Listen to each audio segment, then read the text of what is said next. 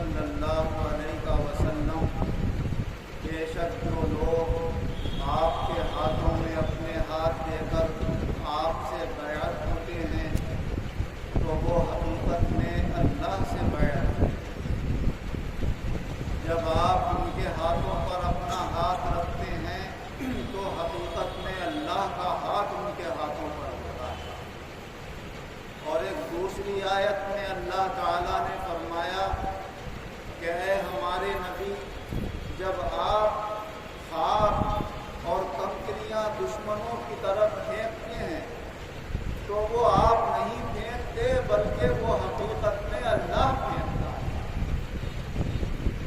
اللہ تبارک و تعالی اپنے بندوں کو یہ بتانا چاہتا ہے کہ اے میرے بندو، ہمارے نبی حضرت محمد مصطفیٰ صلی اللہ علیہ وسلم اس دنیا میں ہمارے نائب ہیں، اور نائب اور قائم مقام وہ ہوتا ہے کہ جو اصل کی تمام ذمہ داریوں کو پورا کرتا ہے۔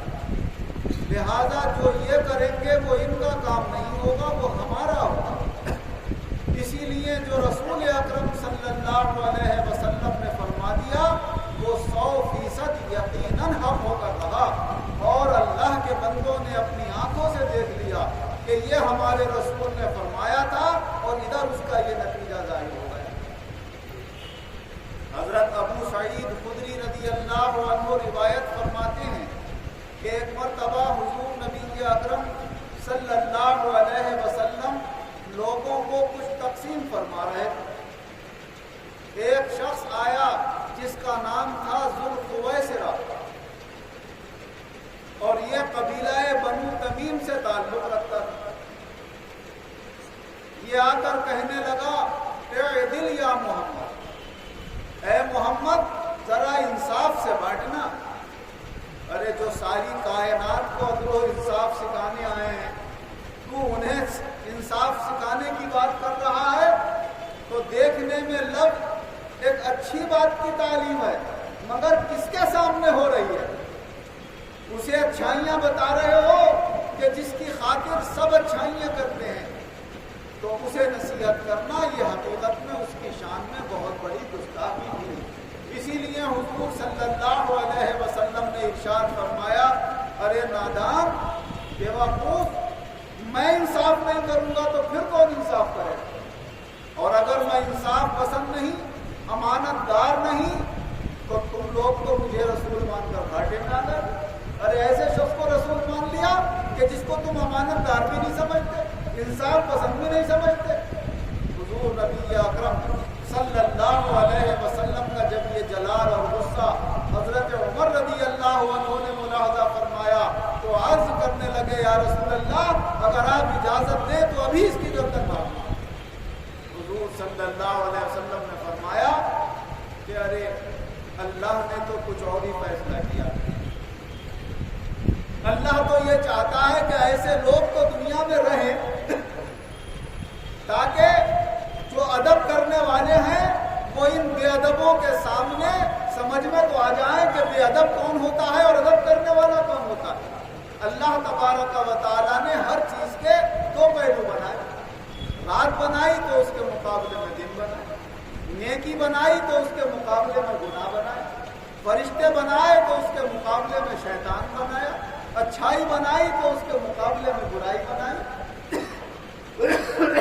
غریب بنائے تو اس کے مقابلے میں امیر بنائے، خوشحال بنائے تو اس کے مقابلے میں پریشان حال بنائے۔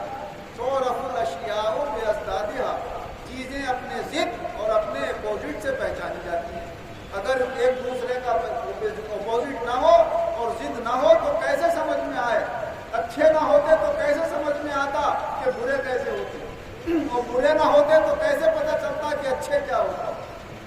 تو اسی لیے حضور صلی اللہ علیہ وسلم نے فرمایا کہ اس جیسے مذہب کے اور اس جیسے خیال کے تو بہت لوگ آگے پیدا ہوں گے، اور ایک پارٹی تو اس میں کی ایسی ہوگی کہ اس زمانے میں جو حق کے اوپر اللہ کا ایک فرقہ ہوگا اور جماعت ہوگی، یہ لوگ اس کے مقابلے میں جنگ پہ آ جائیں گے۔ حالانکہ یہ نام کے مسلمان ہوں گے، کلمہ میرا پڑھتے ہوں گے، मगर मेरे ही मानने वालों से लड़ाई में लड़ते हो। बुत परस्तों से कोई सरोकार नहीं रखेंगे, उनको कुछ नहीं कहेंगे, अहले इस्लाम पे तानाज़नी करेंगे, मुसलमान ऐसे कर रहे हैं, मुसलमान वैसे कर रहे हैं, ये मुसलमान ऐसे कर रहे हैं, इस तरह की बातें कहेंगे, निकालेंगे और इस ख्याल के लोग तो पैदा होते रहेंगे। फरमाया नमाजें भी पढ़ेंगे और ऐसी पढ़ेंगे कि तुम अपनी नमाजें उनकी नमाजों के सामने हक़ीर समझो, ऐसी नमाज। फरमाया रोजे ऐसे रखेंगे कि तुम अपने रोजे को उनके रोजे के सामने हक़ीर समझो।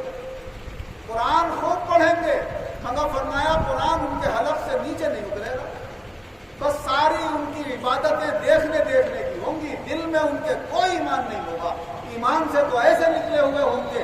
फरमाया जैसे तीर शिकार के पास से निकल जाता है और आगे बढ़कर शिकार पे तीर चलाने वाले अपना तीर उठाकर देखता है कि कहीं कोई खून का धब्बा लगा, कहीं कोई लीद वगैरह का असर लगा हो, कि ये जानवर के लगा या नहीं लगा।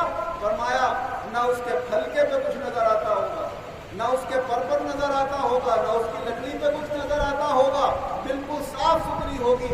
फरमाया ऐसे ही इनके दिलों में ईमान का निशान तक नहीं होगा, ईमान से बिल्कुल साफ इनके दिल होंगे। तो फरमाया जब हक जमात के मुकाबले में ये लड़ेंगे तो अल्लाह तबारक व तआला हक जमात को इनके मुकाबले में फतह अता फरमाएगा।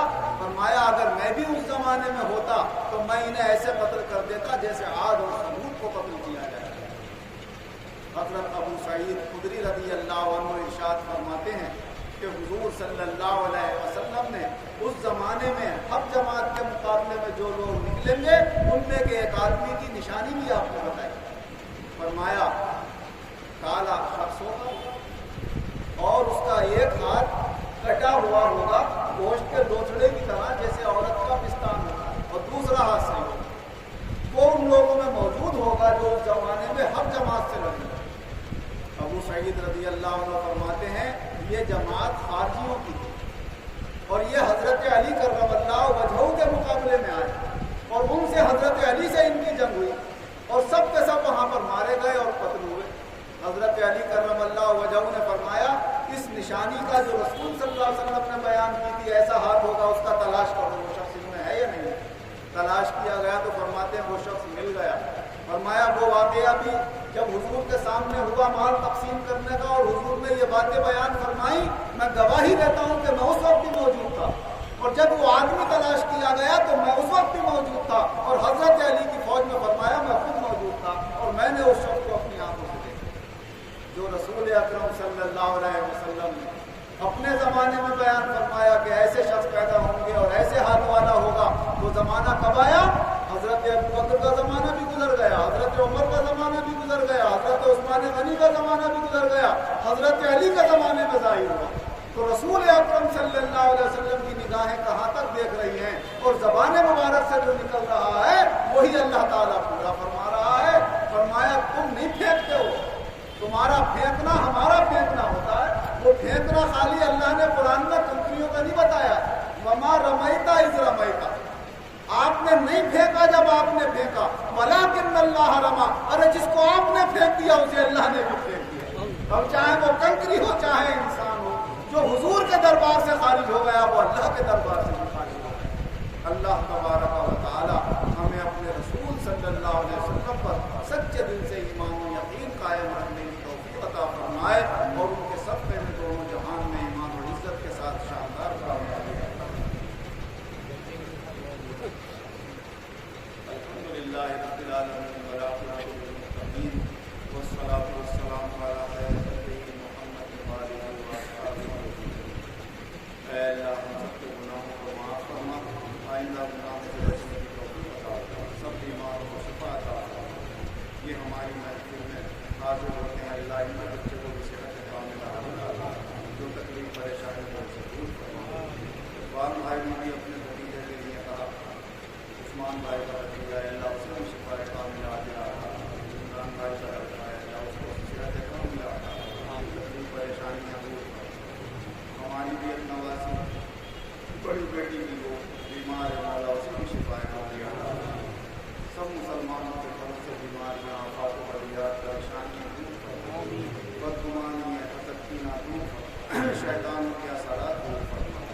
ऐ अल्लाह एक दूसरे के साथ हमें गुमानी कायम करने की तौफीक अता फरमा, एक दूसरे के साथ अच्छा सलूक करने की तौफीक अता फरमा।